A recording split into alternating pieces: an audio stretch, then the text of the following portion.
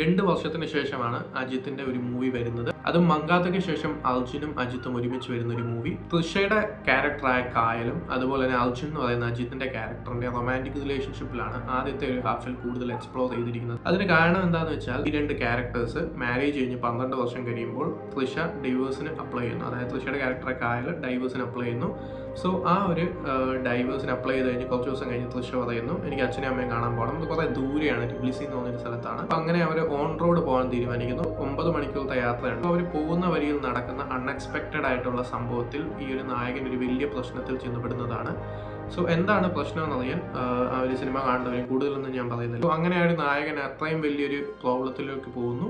So ഈ നിസ്സഹായനായിട്ടുള്ള ഇന്നസെന്റ് ആയിട്ടുള്ള ഈ ഒരു അജിത്തിന്റെ ക്യാരക്ടർ എങ്ങനെയാണ് ഇത് സോൾവ് ചെയ്യുന്നത് എന്നുള്ളതാണ് സിനിമയുടെ ഹൈലൈറ്റ്. ഈ ഒരു സിനിമയുടെ പേരിൽ തന്നെ വളരെ ആപ്റ്റ് ആയിട്ടുള്ള ഒരു ടൈറ്റിലാണ് ഇത്. കാരണം വിടാമുയർച്ചി എന്ന് പറയുന്ന ഒരു വളരെ ആപ്റ്റ് ആയിട്ടുള്ള ഒരു ടൈറ്റിലാണ്. ഈ ഒരു മൂവി പറയുന്ന കണ്ടന്റും അജിത്തിന്റെ ക്യാരക്ടറും നമ്മൾ നോക്കുകയാണെങ്കിൽ ഇപ്പൊ നമ്മൾ മങ്കാത്തയിൽ കണ്ട അതുപോലെ ഒരു ക്യാരക്ടർ അല്ല. ഒട്ടും ലൗഡ് അല്ലാത്ത വളരെ ഇന്നസെന്റ് ആയിട്ടുള്ള നിസ്സഹായനായിട്ടുള്ള ഒരു ക്യാരക്ടറാണ്. അങ്ങനെ ഒരു പോയിന്റ് ഓഫ് വ്യൂ നിന്നാണ് മകിഴ് തിരുമേനി അജിത്തിനെ ഇതിൽ പ്രസന്റ് ചെയ്തിരിക്കുന്നത്. സോ ഈ മൂവിയിൽ എല്ലാവരുടെ പെർഫോമൻസ് എടുത്ത് നോക്കിയാലും എല്ലാവരും നല്ല പെർഫോമൻസ് ആണ് കാഴ്ചവെച്ചിരിക്കുന്നത്. റെജീന കസാൻഡ്ര ആണെങ്കിലും അർജുൻ ആണെങ്കിലും അജിത്ത് ആണെങ്കിലും തൃഷ ആണെങ്കിലും എല്ലാവരും തന്നെ കിട്ടിയതോട് നല്ല ഭംഗിയായി ചെയ്തിട്ടുണ്ട്. അപ്പോൾ ഇതൊന്നും അല്ലാതെ തന്നെ ഈ സിനിമയുടെ വേറൊരു മെയിൻ പോസിറ്റീവ് എന്ന് പറയുന്നത് അത് അനിരുദ്ധിന്റെ മ്യൂസിക് ആണ്. കാരണം എന്താണെന്ന് വെച്ചാൽ അത്രയും കിടിലം മ്യൂസിക് ആണ് ഇതിൽ അനിരുദ്ധ് ചെയ്തിരിക്കുന്നത്.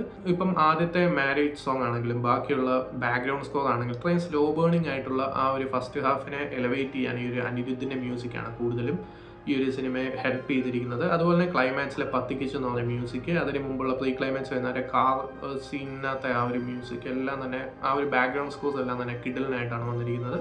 സോ അതായത് സിനിമയുടെ ഏറ്റവും വലിയൊരു പോസിറ്റീവ്. ഈ സിനിമയെ നമ്മൾ കമ്പയർ ചെയ്യുമ്പോൾ, അതായത് ഇതിന്റെ സംവിധായകന്റെ പ്രീവിയസ് ആയിട്ടുള്ള മൂവീസ് ആയിട്ട് കമ്പയർ ചെയ്യുമ്പോൾ അത്ര ഒരു ഇമ്പാക്ട് ഉണ്ടാക്കാൻ സാധിക്കാത്ത ഒരു മൂവി എന്ന് പറയേണ്ടി വരും. കാരണം എന്താണെന്ന് വെച്ചാൽ നേരത്തെ ചെയ്തിരിക്കുന്ന തടയാറത്തക്ക പോലത്തെ അല്ലെങ്കിൽ ഒരു തടം പോലത്തെ കാളിക തലൈവൻ പോലത്തെ മൂവീസാണ്. സോ ആ ഒരു മൂവീസൊക്കെ ആയിട്ട് നോക്കുമ്പോൾ ഒരു ഇമ്പാക്ട് വരാത്തതിന്റെ മെയിൻ കാര്യം എന്താണെന്ന് വെച്ചാൽ ഇതൊരു അജിത്ത് മൂവിയാണ്. സോ ഒരു അജിത്തിന്റെ മൂവി എന്ന് പറയുമ്പോഴത്തേക്കും ആ ഒരു ലൗഡായിട്ടുള്ള ഓവർ ദ ഹീറോയിസം ഉള്ള ഒരു ക്യാരക്ടർ അല്ല അവർ ഫോളോ ചെയ്യുന്നത്. വളരെ ഇന്നസെന്റ് ആയിട്ടുള്ള ആ ഒരു ഇന്നസെന്റ് ആയിട്ടുള്ള ആൾ എങ്ങനെ ഈ ഒരു പ്രോബ്ലത്തിൽ നിന്ന് വെളിയിൽ വരും എന്നുള്ളതാണ് ഈ ഒരു മകിഴ് തിരുമേനി ആ ഒരു അപ്രോച്ചാണ് കൊടുത്തിരിക്കുന്നത്. സോ അങ്ങനെ വരുമ്പോൾ ഉണ്ടാകുന്ന കുറച്ച് പ്രോബ്ലംസ് ആണ് സിനിമയെ എഫക്ട് ചെയ്തിരിക്കുന്നത്. ഇത് 2 വർഷം കഴിഞ്ഞ് വരുന്ന അജിത്തിന്റെ പടമാകുമ്പോൾ തീർച്ചയായിട്ടും അദ്ദേഹത്തിന് ഒരു വലിയ ഫാൻ ബേസ് ഉള്ള ഒരു ആക്ടറാണ്. സോ തീർച്ചയായിട്ടും അവർ ശ്രദ്ധിക്കും.